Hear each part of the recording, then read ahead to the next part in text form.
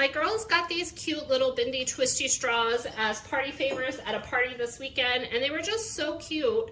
I thought they had these little like sea creatures on them, so they were themed, and then they have really fun vibrant colored straws, and the attachments are cute too. So I thought it was really interesting that these actually come off, so they're like a silicone material. They have some give to them, and then even the little part that attaches to the straw is silicone, and so it's not going to just break off and pop off super quick. And then the straws themselves also have like some give to them. So they're not like that cheapy plastic that's brittle and just snaps in half. I thought it was nice that it has this bend to it because we know kids are just gonna break things quickly if they can. So I think it came with like 6 or 7 different sea creatures.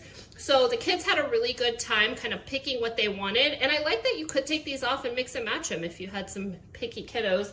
Now, they are plastic, so I wouldn't put them in the dishwasher or use them with hot liquids. But otherwise, I think they're really cute and ready to go. They're kind of standard straw size. They got the straight part, they got the curly part, and they work out really good. So I like them, super fun, cute if you're having a little theme party and need some party favors.